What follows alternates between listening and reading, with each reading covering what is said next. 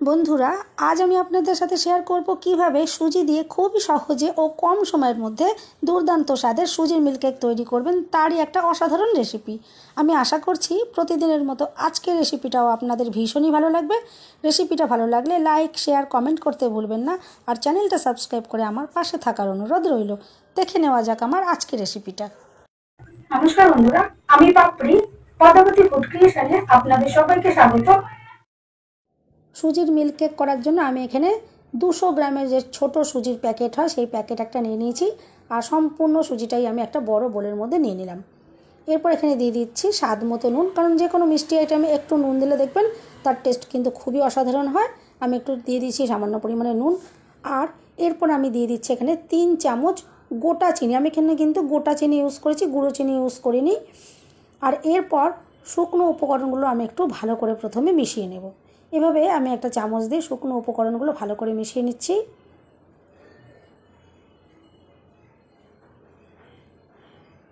আর এভাবে একটু ভালো করে মিশিয়ে নেওয়ার পর এখানে আমি যেহেতু এক বাটি সুজিটা মেপে নিয়েছিলাম, একটা বাটিতে এক বাটি হয়েছিল, সেই বাটিরই আমি এখানে এক বাটি গরম দুধ ইউজ করছি। এখানে কিন্তু হালকা গরম নয়, আবার কিন্তু খুব ফুটন্তও নয়, একটু মিডিয়াম ধরনের গরম দুধ আমি এখানে ইউজ করলাম। আর এভাবে ভালো করে একটু মেখে নিচ্ছি। আর এই রেসিপিটার জন্য কিন্তু একটু গরম দুধটাই ইউজ করলে বেশি ভালো হয়। আমি গরম দুধ এই জন্য ইউজ করলাম। আর এভাবে একটু ভালো করে মেখে নিলাম। আর এরপর চাপা দিয়ে রেখে দিতে হবে 30 মিনিটের জন্য। আর হাতে যদি সময় বেশি থাকে সেক্ষেত্রে কিন্তু আপনারা 1 ঘন্টাও রেখে দিতে পারেন। আর যদি হাতে কম সময় থাকে সেক্ষেত্রে কিন্তু 15 মিনিট কিন্তু মিনিমাম রাখতেই হবে। তাহলে কিন্তু সুজিটা যাতে ভালোভাবে ফুলে যায় সেই সময়টা দিতেই হবে, যেহেতু সেজন্য কম করে অন্তত 15 মিনিট রাখতেই হবে। আমি এখানে কিন্তু 30 মিনিটের জন্য এটা চাপা দিয়ে রেখে দিয়েছিলাম। 30 মিনিট হয়ে গেছে। আমি এরপর চাপাটা খুলে নিচ্ছি। আর আপনারা দেখে বুঝতেই পারছেন, দেখুন কতটা গাঢ় হয়ে গেছে, সুজিগুলো ফুলে উঠেছে আর দুধটা এর সাথে মিশে গেছে আর ব্যাটারটা গাঢ় হয়ে গেছে কতটা। এরপর এখানে যেহেতু এটা মিল্ক কেক সেই জন্য এর টেস্ট তো খুব ভালো আনতেই হবে, সেই জন্য এখানে আমি গুঁড়ো দুধ ইউজ করছি। আমি এখানে 2 চামচ গুঁড়ো দুধ দিয়ে দেবো, এতে কিন্তু টেস্ট খুবই অসাধারণ আসবে। আর আপনারা যদি গুঁড়ো দুধ না দেন সেক্ষেত্রে কিন্তু যেই লিকুইড দুধটা যে ইউজ করেছিলেন সেটা কিন্তু বেশ ঘন লিকুইড দুধ ইউজ করবেন। এরপর দেখুন আমি এখানে গুঁড়ো দুধ দিয়ে দিলাম। আর গুঁড়ো দুধ যদি এখানে আরও বেশি করেও আপনারা ইউজ করেন সেক্ষেত্রে কিন্তু কোনো ক্ষতি নেই, বরং টেস্ট আরও বেশি ভালো হবে। এরপর গুঁড়ো দুধ দিয়ে দেওয়ার পর আমি খুব ভালো করে একটু মেখে নেব। আর আমি এখানে দুধের বাটিটা ধোয়া জলটা একটুখানি দিয়ে দিলাম, কারণ ব্যাটারটা অনেকটাই গাঢ়, একটু ব্যাটারটা পাতলা করতে হবে। আমি একটুখানি জলটা দিয়ে দিলাম। আর এরপর খুব ভালো করে মেখে নিতে হবে, কারণ যেহেতু গুঁড়ো দুধ রয়েছে দলা পাকিয়ে যাওয়ার সম্ভাবনা থাকে। ভালো করে একটু এভাবে মিশিয়ে নিতে হবে। আর বন্ধুরা, রেসিপিটা যদি ভালো লাগে অবশ্যই কিন্তু লাইক, শেয়ার, কমেন্ট করতে ভুলবেন না। আর চ্যানেলটা সাবস্ক্রাইব করে অল নোটিফিকেশান অন করে রাখবেন, যাতে আমি যখনই নতুন ভিডিও আপলোড করব সঙ্গে সঙ্গে নোটিফিকেশান সবার আগে আপনি পেয়ে যাবেন। আর এভাবে ভালো করে মিশিয়ে নেওয়ার পরে এখানে আমি দিয়ে দিচ্ছি 1 চামচ মতো ভ্যানিলা এসেন্স। এতে কিন্তু ফ্লেভারটা খুবই সুন্দর আসবে। আর যদি ঘরে ভ্যানিলা এসেন্স না থাকে সেক্ষেত্রে আপনারা এখানে এলাচের গুঁড়ো ব্যবহার করতে পারেন, সুন্দর ফ্লেভার আসবে। এরপর আমি আবার একটু ভালো করে মিশিয়ে নিলাম। আর ব্যাটারের ঘনত্বটা কিন্তু আপনারা ঠিক এরকমই রাখবেন, আপনারা দেখে বুঝতেই পারছেন। এরপর আমি এখানে দিয়ে দিচ্ছি ইয়েলো ফুড কালার। আমি এখানে 2-3 ড্রপ মতন ইয়েলো ফুড কালার ইউজ করলাম। আর আপনারা যদি চান না দিতে কালার, সেক্ষেত্রে কিন্তু নাও দিতে পারেন, কিন্তু কালার দিলে সুন্দর একটা কালার আসবে, এখানে হালকা একটা কালার আসবে আর খুবই ভালো লাগবে সেই কালারটা। আমি সেই কারণেই কিন্তু এখানে ফুড কালার ইউজ করেছি। আর আপনারা চাইলে কিন্তু এখানে ফুড কালারের বদলে সামান্য পরিমাণে গুঁড়ো হলুদও দিতে পারেন, সেক্ষেত্রেও কিন্তু দেখবেন সুন্দর একটা কালার আসবে।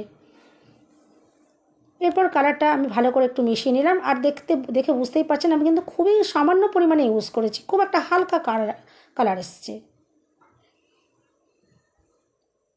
আর এভাবে আমি একটু ভালো করে মিশিয়ে নিলাম।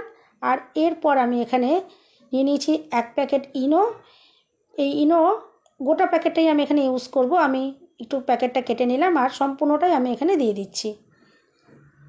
ইনো দেওয়ার ফলে এই ব্যাটারটা কিন্তু খুবই ফ্লাপি হবে, আর কেকগুলো যখন আমি তৈরি করব ভীষণই নরম তুলতুলে একদম স্পঞ্জি তৈরি হবে। সেই জন্য ইনো কিন্তু অতি অবশ্যই আপনারা এখানটা ইউজ করবেন। আর ইনো অ্যাক্টিভ করার জন্য আমি ওপর থেকে সামান্য পরিমাণে একটু জল দিয়ে দিলাম, আর এরপর ব্যাটারের সাথে খুব ভালো করে ইনোটা মিশিয়ে নিতে হবে। আর ইনোটা মিশিয়ে নেওয়ার পরে আপনারা ব্যাটারটা দেখে বুঝতেই পারবেন যে ব্যাটারটা কতটাই ফ্লাপি হয়ে গেছে, দেখেই বুঝতে পারবেন। আর ইনোটা দেওয়ার পর ভালো করে আমি একটু মিশিয়ে নিলাম। আর ব্যাটারের ঘনত্বটা কিন্তু ঠিক এরকম ধরনেরই রাখবেন।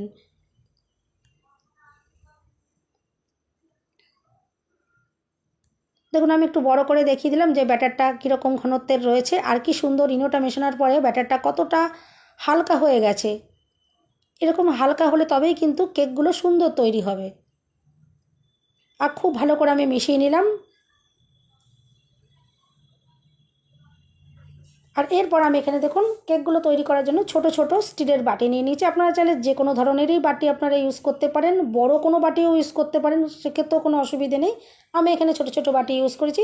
আর প্রত্যেকটা বাটির মধ্যে কিন্তু অবশ্যই সাদা তেল এভাবে একটু ব্রাশ করে দেবেন। ব্রাশ যদি না থাকে হাত দিয়েই একটু বাটির গায়ে মাখিয়ে নেবেন তেলটা কিন্তু অতি অবশ্যই মাখিয়ে নেবেন, নাহলে কিন্তু কেকগুলো বাটি থেকে বার করা যাবে না, বাটির গায়ে আটকে যাবে, সেক্ষেত্রে কিন্তু কেকগুলো একদমই সুন্দর তৈরি হবে না। অবশ্যই কিন্তু একটু তেল এভাবে আপনারা দিয়ে দেবেন। আর এভাবে তেলটা ব্রাশ করে দেওয়ার পরে আমি এবারে বাটিগুলোর মধ্যে একে একে ব্যাটার দিয়ে দিয়ে ভর্তি করে নেব। আর সামান্য পরিমাণে একটুখানি ফাঁক রাখবেন, কারণ এগুলো একটুখানি ফুলে বেড়ে যাবে, তো একটুখানি ফাঁক রেখে দিলে ভালো হবে। এভাবে আমি সমস্ত বাটিগুলোকেই ভরে নেব। আর বন্ধুরা আপনারা অনেক সুন্দর সুন্দর কমেন্ট আমাকে করছেন, আমার কিন্তু ভীষণই ভালো লাগে।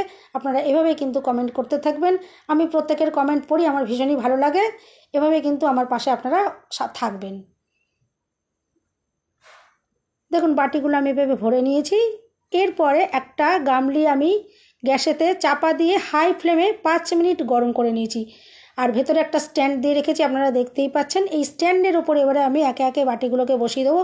আর বাটিগুলো বসানোর সময় কিন্তু খুবই সাবধানে বসাবেন, কারণ এখন প্রচণ্ড গরম রয়েছে, যে কোনো মুহূর্তে কিন্তু হাতে গরম তাপ লেগে যেতেই পারে। আর হাত দিয়ে যদি না অসুবিধা হয় সেক্ষেত্রে কিন্তু আপনারা সাঁড়াশি দিয়েও কিন্তু বাটিগুলো বসিয়ে দিতে পারেন। আমি দুটো বাটি এভাবে হাতে করে বসিয়েছি, আর বাদবাকি দুটো বাটি আমি সাঁড়াশি দিয়ে ধরে এভাবে বসিয়ে দেবো। এক্ষেত্রে এভাবে কিন্তু বসালে খুবই সুবিধা হবে, আর হাতে গরম তাপ লেগে যাওয়ার কোনো রকমের ভয় থাকবে না। এভাবে আপনারা সাঁড়াশি দিয়েই বসিয়ে দিতে পারেন।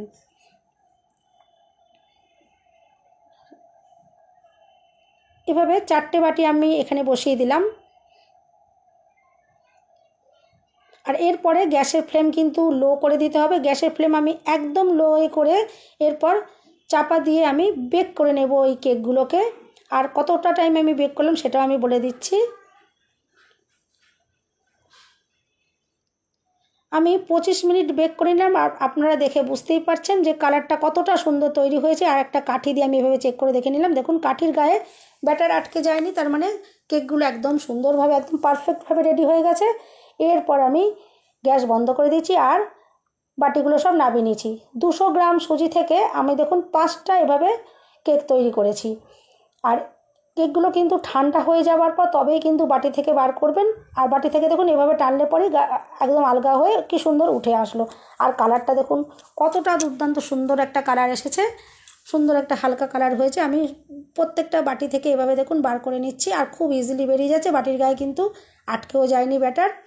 সুন্দরভাবে একদম কেকগুলো রেডি হয়ে গেছে, আর ভীষণই নরম তুলতুলে স্পঞ্জি একদম কেকগুলো তৈরি হয়েছে। আর দেখতে দেখুন কতটা অসাধারণ দেখতে লাগছে। এরপর দেখুন আমি কেকগুলোকে একটুখানি ড্রাই ফ্রুটস দিয়ে সাজিয়ে নিয়েছি। আপনারা যে কোনো ধরনের ড্রাই ফ্রুটস দিয়ে সাজিয়ে নিতে পারেন। আর দেখুন কতটা সুন্দর নরম তুলতুলে তৈরি হয়েছে। আমি দেখুন ভেঙে দেখাচ্ছি, আপনারা দেখে বুঝতেই পারবেন ভেতরটা কতটা স্পঞ্জি ফ্লাপি তৈরি হয়েছে। সবাই সুস্থ থাকবেন, ভালো থাকবেন। দেখা হবে নেক্সট ভিডিওতে। ভিডিওটা শেষ পর্যন্ত দেখার জন্য সবাইকে ধন্যবাদ।